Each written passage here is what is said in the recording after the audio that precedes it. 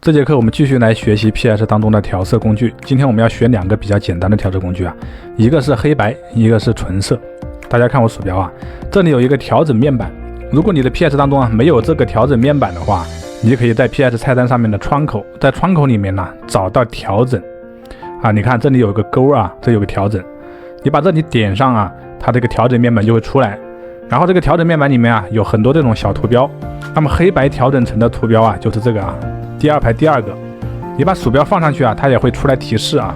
那么还有个地方也可以找到这个黑白调色工具啊，也就是图层下方这里有一排小图标啊，你点开这个黑白圆圈的图标啊，在这里面也可以找到黑白。你不管是从下面这个黑白图标里面点开这个黑白啊，还是从上方这个调整面板点开这个黑白图标啊，它出来的调整面板都是一模一样的啊，使用方法和功能都是一样。那我们打开黑白调整层工具之后啊，你可以看到它会在图层面板里面去生成一个黑白调整层，并且后面带上一个白蒙版。当你把这个工具打开的同时啊，你当前图像啊会变成黑白色啊。我们再给大家演示一下，先删掉。你看啊，当前我选择的是这个是这张图片啊，选择的是这张图片。如果我们现在点开黑白调整层，这张图片会瞬间变成黑白色啊。如果我们选择的是另外一张呢啊，比如说我们选择的是这张美女的，好，我们现在点开这个黑白调整层，它也会瞬间变成黑白啊。那你可以看到这个黑白调整层啊，它这个面板当中啊有很多这种滑块啊。那我们来说一下这个滑块的作用。我们先把它给删掉，用这张图来演示啊。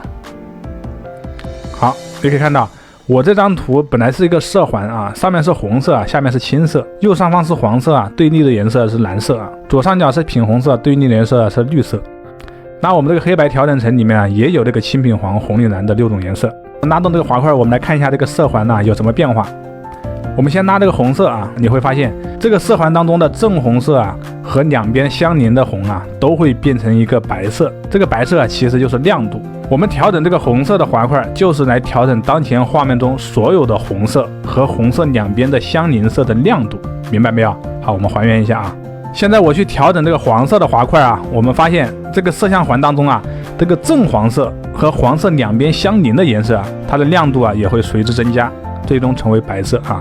是不是很好理解啊？我们拉动什么颜色的滑块，那么这个画面中什么颜色和这个颜色相关的相邻色都会提亮啊，这就是一个提亮的作用。拉动蓝色啊，蓝色会被提亮；拉动青色呢，青色会被提亮啊；拉动品色呢，品色也会被提亮啊。这个黑白调整层的用法非常简单，原理也非常简单，就是把当前画面变成黑白色，并且可以通过调整红、绿、蓝、青、品、黄这些滑块来调整当前画面中的这种颜色的亮度以及它相邻色的亮度。有了这个工具，我们是不是来调整一张有质感的黑白照片就非常容易啊？那我们现在就可以把它给删掉啊。我们把这张图去激活啊，点击这个图像的一个标题栏就可以激活它。如果你们这个图像显示方式啊是以卡片的形式啊，而且这种形式的话，我们只用点击上方这些卡片，你选择哪个卡片啊，哪张照片就可以被调整。好，我们现在调这个人啊，用黑白。好，我们点开这个黑白的调色层。好，这张照片就瞬间变成黑白色了。但是呢，我现在想让背景稍微暗一点，人物的衣服稍微暗一点，那我们应该怎么操作呢？那我们就要来看一下它的背景是什么颜色啊？背景是黄色，那我们就可以调整黄色这个滑块，把它压暗啊。那衣服是红色呢，我们就来调整红色的滑块，把这个红色往左边拉，也把它压暗。这样我们就可以得到一个背景变暗、衣服变暗的效果，从而突出人物的五官和肤色。好，我们试一下，把红色压暗，是不是裙子变暗了？那再把黄色压暗呢，是不是背景变暗了？对不对？这样一来，我们就可以突出人物啊，是不是？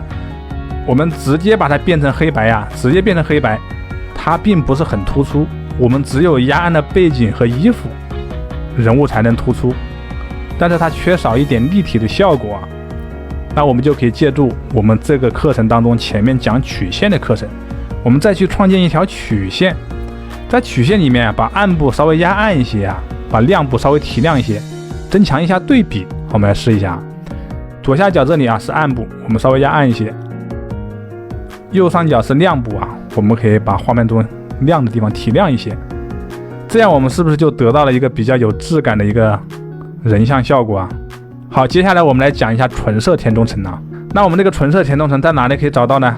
我们在图层面板下方这里有一个黑白小圆圈啊，你把它点开，最上方一个就是纯色啊，我们点开这个纯色就可以把当前画面中填充你想要的颜色。那这个颜色你可以在这里去选择啊，你想选什么颜色就能填什么颜色进去啊。那现在我们填充是整张照片填充，我们现在想给它做个边框应该怎么做啊？是不是要做选区啊？这又得牵扯到我们这套课程当中最基础的工具啊。我们是不是讲过选区啊？我们选的这个矩形选区啊，然后把这个框框啊给它框到这个画面当中来，拉一个框。拉完这个框之后啊，我们可以把这个外围也给它选中。那怎么操作呢？我们需要反选一下，我们鼠标放到这个框的内部，右击一下鼠标会弹出一个菜单，在菜单里面你可以找到一个选择反向，这样我们就可以把外围也给它框进去啊。那快捷键怎么操作呢？快捷键我们可以使用 Ctrl+Shift+I， 记住啊 ，Ctrl+Shift 按住不松手，按 I。它就是反向的快捷键，这个反向是反向选区，并不是反向照片中的色彩啊，是反向选区。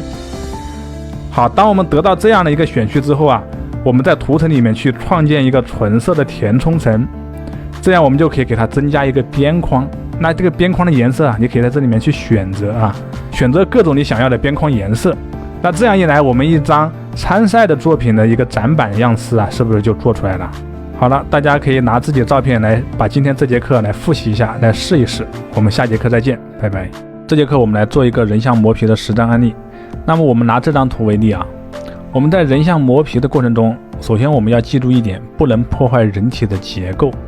那这个结构啊是由什么决定的？是由脸部的这些光影来决定的。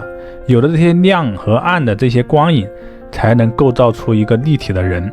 如果我们在磨皮的过程中把脸部的这些光影过渡都改变了，那么这个人可能就会变相。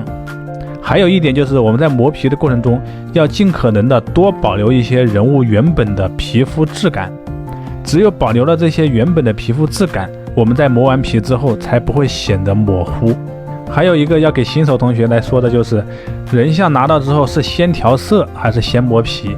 我们肯定是要先调色的，先把明暗和颜色调准确了，最后才是来磨皮啊。那我这里来做一个新手很容易掌握的磨皮方法。为了保留原图不被破坏，我们可以把背景图层复制一个，然后在这个背景拷贝层上去执行磨皮。Ctrl+I 先把这个图像反向一下，这个反向是色相的向啊，不是方向的向。所以说你看到它颜色反过来了，很怪异啊，就跟底片一样。反向完了之后，把图层混合模式改成亮光。接下来我们需要在滤镜里面去找到其他高反差保留。高反差的保留数值啊，我们要调到什么程度呢？调到我们看不到脸上的任何纹理啊，看到像这样的一个效果就可以了啊。为了让我们磨完皮之后啊，有一个更高的自由度，我们需要把这个拷贝层呢，给它做成智能对象啊。右击鼠标在菜单里面找到转换为智能对象，然后我们再去滤镜里面找到模糊。高斯模糊。好，我们现在模糊到什么程度呢？模糊到能看到脸上的这些纹理质感就可以了。点击确定。现在这个人像是非常模糊的，没关系啊，我们只需要给它增加一个黑色的蒙版，把这个磨皮的效果给遮住就可以了。按住键盘上的 Alt 键不松手，点击蒙版按钮。现在我们就得到了一个黑色的蒙版。这个黑色蒙版啊，已经挡住了磨皮的效果。现在大家看到的就是原图的效果了。我们只需要在黑色的蒙版里面用白色的画笔涂抹出我们需要消除的瑕疵就可以了。切换到画笔工具，前景色改成纯白色，然后上方的这个画笔属性栏这个模式当中啊，选择正常，不透明度100%，流量100%。好，我们就可以对脸上瑕疵比较多的地方啊进行涂抹，还有这个鼻头的位置啊也可以抹一下，上面这个斑特别多的地方啊也来抹一下。好，现在我们来看一下前后对比，这是之前的，这是之后的，已经改善了非常多。那还有这些星星点点的一些啊，比如说这里啊，这里星星点点的一些黑色的斑啊，没有完全消除掉，那我们就需要用2次磨皮的方法把这些小斑呢给它去掉。那怎么去呢？我们不能直接在这个图层上去去啊，我们需要去盖印一个图层，按住键盘上的 Ctrl+Shift+Alt 不松手按 E。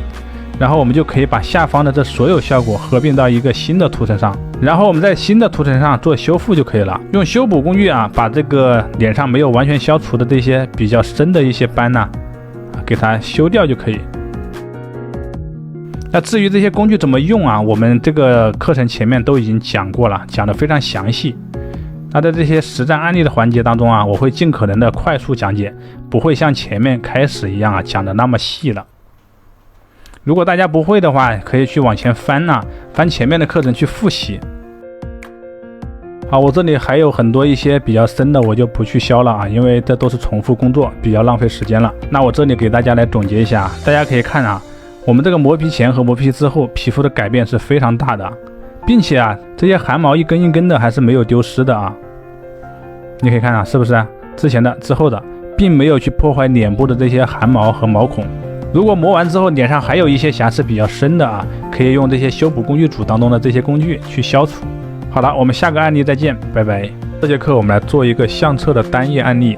通过这个案例，希望大家能把这套课程前面讲到的图层、新建画布、文字工具、剪贴蒙版、矩形选框、圆形选区把这些东西都给它巩固一下。大家看到的这一张相册的单页，就应用了我上述说的这些知识点。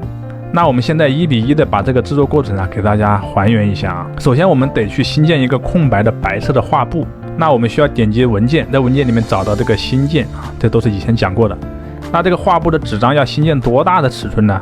其实这个尺寸没有规定，根据你自己打印输出的一个大小自己去设置，在右边这里去设置。那我这里暂且就使用 A4 的纸来做排版我这里创建一个 A4 的纸张，分辨率为300模式为 RGB， 点击确定。这个时候我们就得到了一个白色的画布。现在我们需要把画布上做出来4个不同的照片。那这4个不同的照片它有圆形和矩形。那怎么办呢？我们可以在我们这个空白的画布当中去绘制一个矩形或者是圆形，通过以前学到的剪切蒙版把照片剪切进去。好，那么现在我们需要新建一个空白图层，然后呢去找到这个矩形选框，在 A4 的画布上去拉出一个矩形出来。好，现在我们有了这个矩形选区我们为这个选区里面去填充一个颜色那填充颜色我用快捷键来填充Ctrl 加删除键就是填充背景色，因为我这个背景色已经改成了灰色好，这个时候我们右击鼠标取消选择，快捷键是 Ctrl 加 D 取消选择。好，现在我们就已经把这个空白的图层1当中做出来了一个方块形那这个方块就先放在这里。接下来我们要做一个什么呢？要做一个圆形出来那圆形也是这个矩形选框里面的工具鼠标放到这个矩形选框当中右击鼠标会弹出这样一个选择菜单你这里选择圆形出来。为了画出一个正圆形我们需要按住键盘上的 Shift 键不松手填充颜色之前要去新建一个空白的图层。现在我已经新建了一个空白图层2我们现在把颜色填充到这个空白图层2当中去好，现在我们也填进去了现在这个空白图层2当中就有这个圆形了。同样是取消这个选择Ctrl 加 D 把选区给取消掉。现在我们就可以用移动工具来随意移动这2个形状了。好，我们再来看一下样图样图它这里还有一个圆形和矩形在下方，那我们就可以把这个圆形复制一个拖到下方这个加号松开鼠标，现在就有2个圆形了。现在切到这个移动工具工具箱上面第一个工具就是移动工具把它移到左下角来，然后再接着复制这个图层1，图层1是这个方块我们再把它移到右下角。现在我们这个画布当中跟我们这张画布是一样的了分别拖入不同的照片做剪切蒙版。如果这个剪切蒙版你不会的话，你去翻看这套课程当中前面讲剪切蒙版的课程好，我们现在找到4张照片，先拖入这第一张。好，我们把这张照片拖过来了拖过来了，我们给它做一个剪切把这张人像照片剪切到左上角这个方块当中那我们就看一下左上角这个方块是图层1，那我们就要把这个人像放到这个图层1上方去放到这个图层1上方去，右击鼠标在这里找到剪切蒙版创建剪切蒙版，点击一下，现在我们这个人物就到这个左上角这个方块里面去了。那现在人物有点大我们要把人物给缩小，Ctrl 加 T 这样我们就可以调出自由变换，来针对这个人的照片进行缩放。缩放的时候人物会造成一个变形我们同样要去按住键盘上的 Shift 键确保它不变形。好，我们现在人物已经缩放到合适的大小了，按一下回车键，或者是按上面这个勾，再或者是鼠标放到框框内部双击一下鼠标，这样就可以确定我们这个大小了。好，我们这个大小已经被确定了，接下来拖入第2张照片。我们把它拖过来。拖过来之后啊，你要去看一下这第二张照片，它是在右上角这个圆当中啊。再看，在右上角这个圆当中，把这张照片放到图层2的上方，右击鼠标创建剪切蒙版。好，现在我们这个人呢就剪切进去了 ，Ctrl 加 T 给它做一个缩放。好，接下来啊，拖入第3张。用刚才的方法去找到对应的一个形状，要把这张照片放到左下角这个圆当中啊，那我们就必须把这个人物放在这个圆的上方去啊。我们怎么放呢？在图层里面去找到这个人物，往上推啊，推到上方，右击鼠标创建剪切蒙版。同样的方法是自由变换，把它缩小。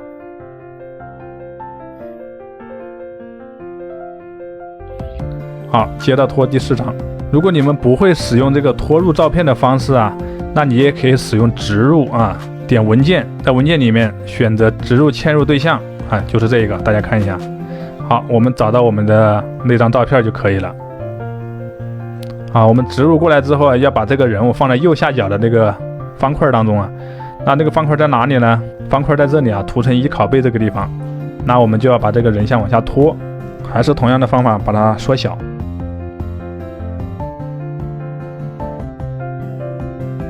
好，现在我们这个排版是不是就已经完成了呀？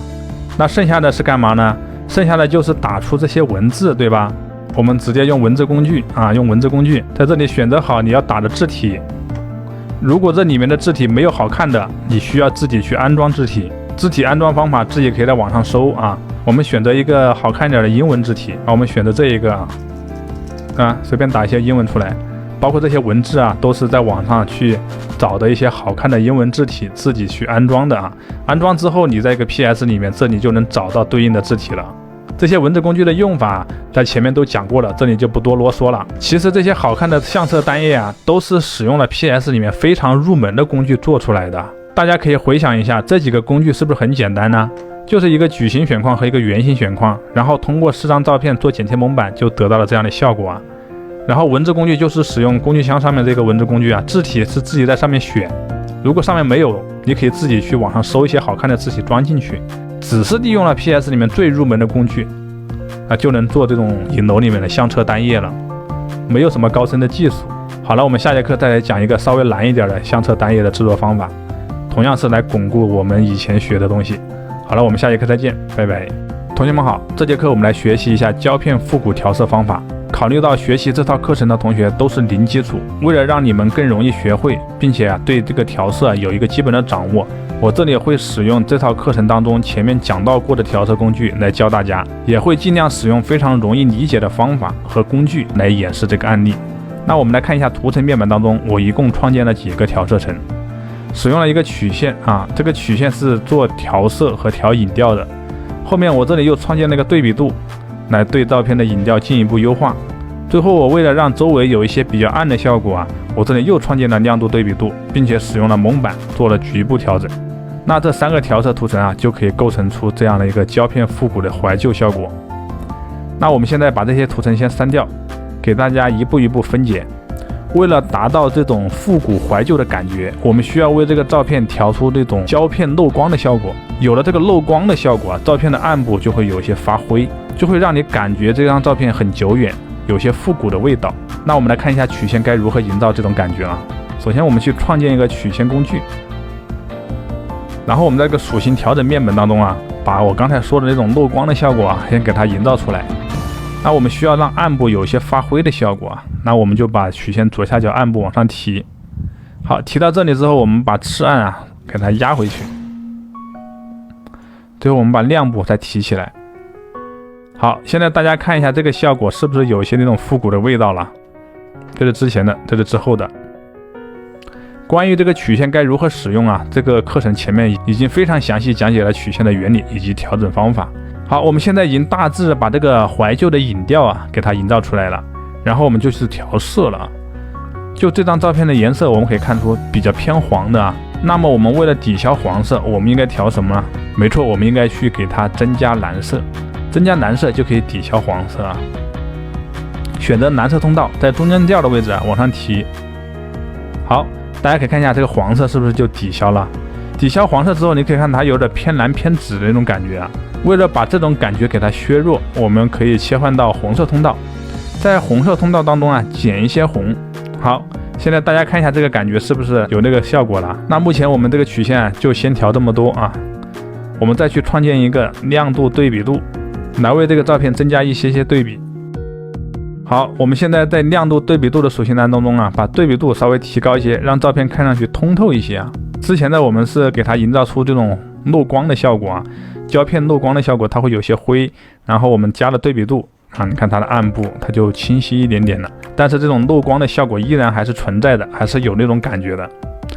好，最后一步啊，我们再给它创建一个亮度对比度。这一步是干嘛呢？这一步是把它压暗啊，把全图都给它压暗，全图压暗。那为什么要压暗呢？因为我们现在需要把周围这个暗部的位置啊，让它更暗一些，把这影调重新给它塑造一些。但是我现在使用的这个亮度对比度是对全图压暗，整张照片都变暗了。我现在只想让这些暗部的草啊让它暗，那上面我们不想让它暗，那怎么办呢？那我们现在就可以把这个白蒙版给它变成黑色，黑色是隐藏的意思，也就是说把这个亮度对比度做出来的这个压暗效果给它隐藏掉。那我们怎么把这个白蒙版里面填黑呢？我们可以用填充的方式啊，把前景色改成纯黑色，然后用快捷键 Alt 加 Delete 啊，就可以把这个白蒙版填充成黑色。那么还有一个方法就是用反向的方法啊，我们现在还原一步啊 ，Ctrl 加 Z 就是快捷键还原啊。如果你不用快捷键，就是历史记录还原啊，点开历史记录往上还原一步。好，现在这个黑蒙版又变白蒙版了。那我们怎么使用反向来让白蒙版变黑蒙版呢？同样是快捷键 Ctrl 加 I， 这样它就会把白蒙版变成黑蒙版。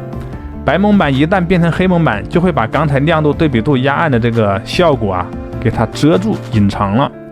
那我现在只要用白色的画笔啊，对着这个黑蒙版进行涂抹白色，就可以把局部的压暗效果给显示出来啊。你看我现在已经用了画笔工具啊，前景色改成了白色，不透明度我现在是降到了20%左右啊，模式是正常，流量100%。我对着需要压暗的区域进行涂抹，你可以看到这个画面是不是被画笔涂抹过的地方就暗下来了？是不是这张照片的影调就可以用我们这个方法随意去塑造啊？我想让哪里暗一些就让哪里暗一些啊，我想让哪里亮就亮，就非常自由。那通过这个亮度对比度的局部调整呢，我们这个照片的影调啊也就差不多了。那我们最后一步啊，就是为这个照片做最后的优化。那我们最后的优化是优化啥呢？肯定是优化全局的影调和颜色了。那我们这个图层当中啊，做了全局的影调和颜色的，就是这个曲线。我们再次双击这个曲线的小图标，会把刚才调整的参数弹出来。那我们现在到这个刚才调过颜色的通道当中啊，给它适当的进行一个微调，来找到一个最佳的一个观赏效果。我个人觉得这个红色可以稍微往回收一点，蓝色呢也稍微往回收一点，有这样的一个效果。这样的效果就更像是复古胶片的那种感觉了。那现在这个暗部发灰的这个效果并不明显了，我们也可以到 RGB 里面把这个暗部稍微适当的再给它做个微调。我个人觉得这个效果就更符合胶片复古的效果了。那我们来回看一下啊，我们只是使用了一个曲线调色工具和一个亮度对比度，并且用这个工具啊在蒙版里面做了一个局部压暗，最终我们就得到了一个这样的一个复古的效果。那这个方法适合大多数照片，但是呢，你不要去按照我这个参数去硬搬，你要根据你当前自己的照片的这个颜色来决定这个通道里面是加呀还是减。只要你要调复古胶片的效果，这个暗部加灰这个动作是绝对要加的，以及局部影调的重新塑造是肯定要做的。这个就是根据你个人照片的影调来决定到底是哪里要暗，哪里要亮。如果通道里面的这些颜色加减混合不懂的话，就到这个课程前面去看一下色彩理论。学习 PS 啊，切记不要去死搬硬套。好了，今天这个案例就给大家分享到这里，我们下个案例再见，拜拜。